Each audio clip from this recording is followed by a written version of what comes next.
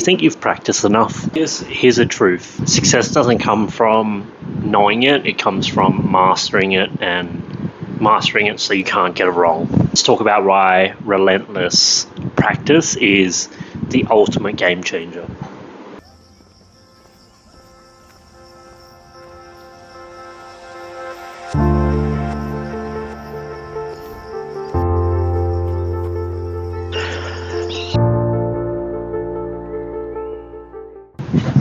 So most people stop practicing once they get something right, and that's the bare minimum. You should be practicing until you can't get something wrong. And that's what the experts, or that's what the professionals, and let's say, professional athletes, they practice until they can't get it wrong. And that's why they're so consistent with their results and so consistent with their performances. So they practice so much that making a mistake is not an option. You can take elite athletes like LeBron, like Kobe, like Kyrie. You can take like speakers like, Jocko Willink, Ed Milet, Tony Robbins. They don't aim to do it right once. They aim to do it right every single time. They want to make it so it's pretty much automatic to them. Mastery isn't a talent, it's repetition. So practice builds confidence and muscle memory and precision in whatever you're doing.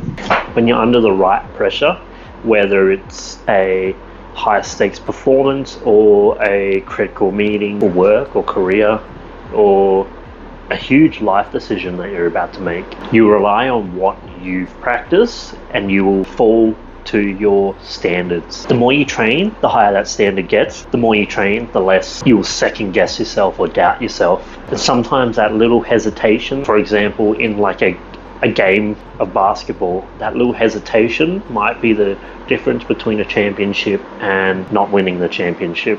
So consistent practice also separates you from the rest of the competition. It allows you to stand out from that competition, and that's what the difference maker is. The people who are the best or at the top of their game or at the top of their, whatever they're in, they've just put in the hours, they put in the reps, put in the practice behind closed doors so they can shine in the spotlight when they're needed the most. So this is the level of excellence that you should be striving for. So how to practice effectively? Start by breaking your goals into smaller steps, smaller goals, and practice those sorts of skills that contribute to that goal, mastering them one step at a time and then stair-stepping your way up. Focus on quality over quantity. Practice slowly and intentionally before, speeding up. And so you want to slow down to speed up. And while you're doing that, track your progress, track your data, use the feedback to reflect on yourself and see what areas you can improve on. Whatever you do, once you get to a point where you feel good, don't stop there. Don't become complacent.